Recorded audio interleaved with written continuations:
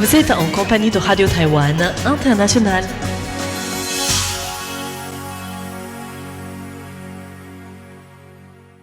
Bonjour tout le monde et bienvenue sur les ondes françaises de Radio Taïwan International en ce samedi 4 janvier 2025. C'est Florian Dai au micro pour vous annoncer le programme du jour. Tout d'abord, Lisa Dufaux commencera par vous présenter la revue d'actualité de la semaine. Ensuite, vous aurez la traditionnelle émission du samedi, le courrier des auditeurs. Et pour finir, vous retrouverez Clément Tricot dans son émission RTF Relations Taïwan-France qui offre aujourd'hui une rétrospective des relations entre Taïwan et la France pendant l'année 2024. Je vous souhaite une excellente écoute et je vous laisse tout de suite en compagnie de Lisa pour la revue d'actualité dont voici les principaux titres. La libération conditionnelle de l'ex-maire de Taipei Ko Wen-je annulée par le tribunal de Taipei.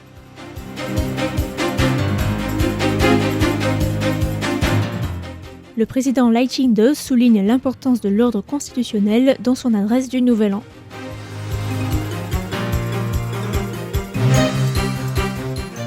Le président chinois Xi Jinping affirme dans son discours du Nouvel An que personne ne saurait empêcher la réunification entre Taïwan et la Chine.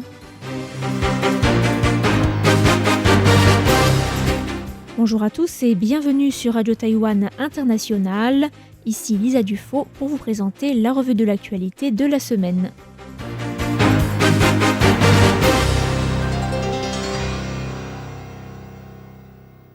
Après plus de 4 heures d'audience jeudi soir, le tribunal de Taipei a ordonné le replacement en détention de l'ancien président du Parti du peuple taïwanais et ancien maire de Taipei Ko Wen-je, qui a été inculpé la semaine dernière pour corruption après que la Haute Cour de Taïwan a rejeté ses 2 premières décisions de lui accorder une libération sous caution. Ko Wen-je et ses 3 co-accusés dans l'affaire de Core Pacific City ont ainsi vu leur libération sous caution annulée, le tribunal concluant que les 4 co-accusés étaient impliqués dans des délits graves avec un risque important de fuite, de falsification de preuves et de collusion. Le tribunal a ainsi jugé nécessaire leur mise en détention pour garantir que les poursuites et le procès puissent se dérouler sans entrave. En réponse à la décision du tribunal, le TPP a publié une déclaration critiquant le président Lai Ching-te et l'accusant, sans fournir de preuves toutefois, d'interférer dans le processus judiciaire. Le parti a exhorté le président Lai Ching-te à cesser, je cite, de recourir aux outils judiciaires pour cibler ses rivaux politiques. Le président taïwanais Lai Ching-te a prononcé mercredi son discours du Nouvel An dans lequel le chef de l'État a d'abord évoqué les réalisations de Taïwan au cours de l'année 2024, avant de nommer la démocratie comme le principe à suivre pour résoudre les problèmes que pourrait rencontrer le pays pendant l'année à venir. Lai Ching-te a également profité de l'occasion pour exprimer sa position concernant les controverses au Parlement. Les textes controversés votés au Parlement pourraient faire l'objet d'un réexamen requis par le pouvoir exécutif, permettant ainsi au pouvoir législatif de les réétudier. De même, les demandes d'interprétation des textes votés auprès des institutions constitutionnelles peuvent aussi être envisagées afin de permettre à la Cour constitutionnelle d'éclaircir les distinctions des différents pouvoirs, de maintenir l'ordre constitutionnel et de consolider le système constitutionnel.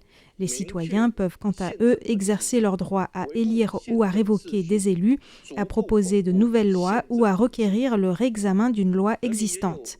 Ceci permettra d'unir et d'agrandir la force de la démocratie et de concrétiser la valeur du pouvoir du peuple. Enfin, le président a souligné l'importance de la défense nationale et de la résilience de la chaîne d'approvisionnement du monde démocratique, mais également sa préoccupation pour une répartition plus équitable des richesses du pays. Le président chinois Xi Jinping a également adressé le 31 décembre ses vœux à la population chinoise et a listé les moments forts de l'année écoulée. Comme les autres années, le dirigeant chinois a aussi évoqué Taïwan en affirmant cette fois-ci, je cite, que les Chinois des 2 rives du détroit de Taïwan étaient d'une même famille et que personne ne saurait couper les liens de sang qui les unissent ou empêcher la réunification de la patrie. Pour le Nouvel An 2023, Xi Jinping avait déjà déclaré que les 2 rives du détroit de Taïwan étaient d'une même famille et que les compatriotes des 2 côtés devaient travailler dans la même direction. Pour le nouvel an 2024, le président chinois avait affirmé que la réunification de la Chine était, je cite, une fatalité historique et que les compatriotes des deux rives du détroit de Taïwan devaient œuvrer dans le même sens pour partager ensemble la gloire du renouveau de la nation. De l'autre côté du détroit, le président taïwanais Lai Ching-te a souligné l'importance de la paix et de la stabilité dans le détroit de Taïwan en affirmant que Taïwan devait rester vigilant, augmenter son budget de la défense, renforcer ses capacités militaires et démontrer sa détermination à protéger le pays. Malgré une mise en garde de plusieurs associations, les députés ont adopté mardi en troisième lecture un amendement à la loi sur le service de l'emploi permettant d'exempter les seniors de plus de 80 ans et les femmes âgées de 70 à 79 ans atteintes d'un cancer en deuxième phase d'évaluation de leur niveau d'autonomie et de mobilité dans les activités quotidiennes. L'objectif de cette proposition d'amendement, soutenue par le KMT, est de faciliter le recrutement de travailleurs migrants afin de soulager la pression et la charge des aidants familiaux dans un contexte où Taïwan deviendra en 2025 une société super âgée, c'est-à-dire avec plus de 20% de la population âgée de 65 ans et plus. À compter de l'entrée en vigueur de cet amendement, toutes les familles comprenant une personne de plus de 80 ans pourront postuler pour obtenir une aide étrangère, indépendamment du fait que cette personne soit ou non en bonne santé. Le ministère du Travail a publié mardi un communiqué de presse exprimant ses regrets suite à l'adoption de l'amendement. Il estime que cette nouvelle situation devrait avoir un impact négatif sur les droits et les intérêts des personnes gravement malades ou handicapées. Le ministère a précisé que selon les statistiques gouvernementales, il y a actuellement 910 000 personnes de plus de 80 ans à Taïwan, dont environ 530 000 sont en bonne santé. Dans l'hypothèse où seulement 30% des personnes âgées en bonne santé postulent pour obtenir une aide étrangère à domicile, la demande de travailleurs migrants pourrait augmenter de 160 000 personnes, une demande qui surpasse largement l'offre, alors qu'il n'est pas facile d'obtenir rapidement le nombre de travailleurs migrants nécessaires. Dans ce contexte où la demande sera supérieure à l'offre et où les travailleurs peuvent choisir leur employeur, les familles de personnes handicapées ou gravement malades risquent d'être confrontées à de graves difficultés de recrutement, selon le ministère, une situation qui pourrait mener à une augmentation des coûts de l'embauche et affecter la qualité des soins. La députée du KMT, Zhang Jiajun, a déclaré quant à elle que modifier la loi permettrait de réduire le fardeau des familles d'âge moyen, libérant ainsi 150 000 travailleurs potentiels qui étaient actuellement hors du marché du travail, en prenant en charge leurs parents. La députée DPP Lin Shufen, en écho aux inquiétudes du gouvernement et de certaines associations, a vivement critiqué cet amendement qui pourrait entraîner la mise à mal du système de soins de longue durée et affecter les familles les plus défavorisées. Elle estime que pour assouplir les conditions de candidature pour les aides étrangères, il faudrait tenir compte des besoins des personnes prises en charge et pas uniquement de leur âge. Dans une situation où il y aura une forte pénurie d'aide à domicile, où les travailleurs migrants sont plutôt embauchés par le secteur industriel et peuvent aussi choisir de travailler au Japon ou en Corée du Sud, le coût de leur embauche à Taïwan va certainement fortement augmenter. Cela deviendra financièrement hors de portée pour les familles les plus défavorisées et le KMT élude sa responsabilité. Plusieurs associations ont quant à elles publié une déclaration dans l'après-midi enjoignant le gouvernement à mettre en place un seuil d'effet défavorable au-dessus duquel cette nouvelle politique devrait être révisée.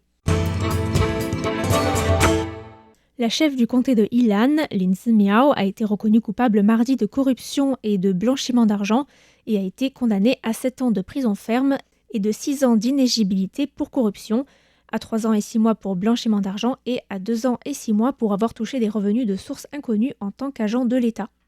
La condamnation cumulée est de 12 ans et 6 mois de prison, ainsi que 6 ans d'inéligibilité.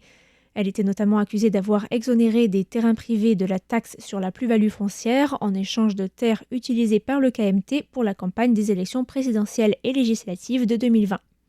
Le ministère de l'Intérieur a déclaré qu'en vertu de la loi taïwanaise, Lin Zimiao était immédiatement démise de ses fonctions et remplacée par son adjoint. Le Kuomintang, parti auquel est affilié Lin Zimiao, a exprimé son soutien à cette dernière pour faire appel de sa condamnation en première instance.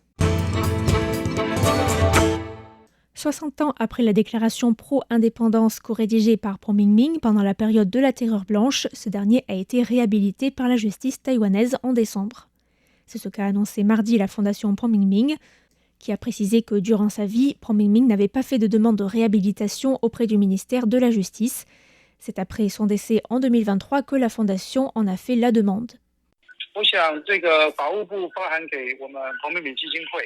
Le fait que le ministère de la Justice envoie une lettre à la fondation Peng Mingming et ait annoncé la révocation de la condamnation pénale à l'encontre de Peng Mingming de 1964 dans l'affaire de la déclaration pro-indépendance, je pense que tout cela est très important. C'est une justice tardive, avec 60 ans de retard. Donc cette réhabilitation revêt encore une plus grande importance d'un point de vue politique. Je considère donc que c'est un jalon important pour la justice transitionnelle taïwanaise. Pour mémoire, cette déclaration exigeait la liberté de rassemblement et d'association et préconisait notamment la formulation d'une nouvelle constitution brisant les tabous du système du parti-État du Kuomintang alors que la loi martiale était encore en vigueur. Il avait été condamné à 8 ans de prison mais avait été amnistié au bout de quelques mois. Il a vécu en exil jusqu'en 1992 et il s'était porté candidat face à Lee Teng-hui lors de la première élection présidentielle au suffrage universel en 1996 sans être élu. Il avait ensuite été nommé conseiller du président Chen Shui-bian en l'an 2000. Il est décédé en 2022 à l'âge de 98 ans. L'administration météorologique de Taïwan a indiqué cette semaine que la moyenne des températures enregistrées à Taïwan en 2024 avait atteint les 24,97 degrés Celsius, soit légèrement plus que le précédent record, s'établissant à 24,91 degrés enregistré en 2020.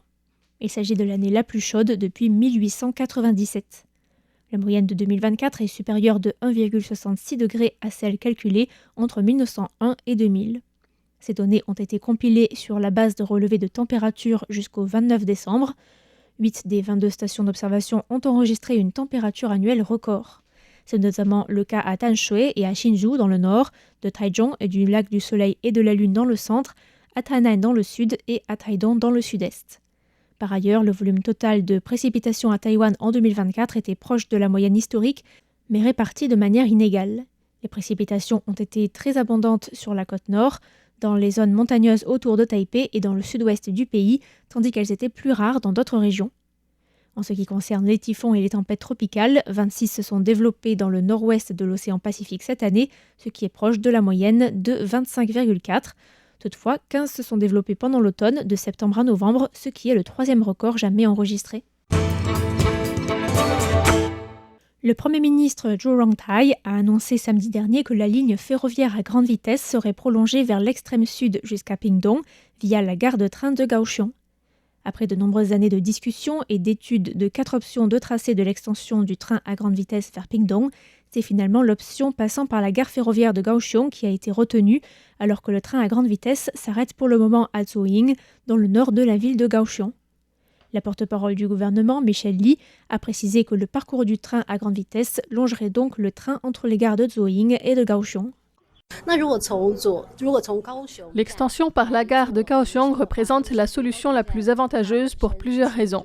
Tout d'abord, il y a déjà un terrain réservé. Ensuite, la gare de Kaohsiung accueille déjà plusieurs types de transports. Et de plus, il y aura moins d'immeubles à détruire.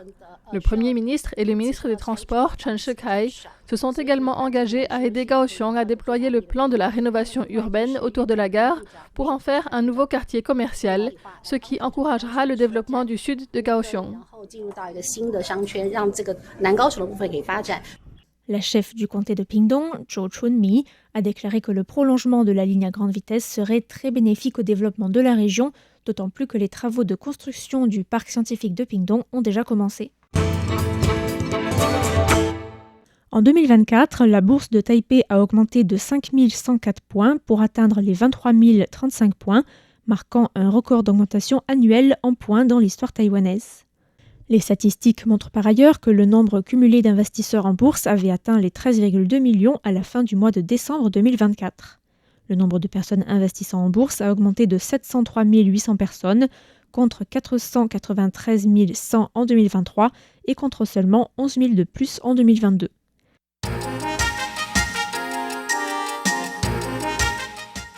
Ainsi s'achève la revue de l'actualité de la semaine qui vous était présentée par Lisa Dufaux. Merci à tous pour votre écoute et à bientôt sur Radio Taïwan International.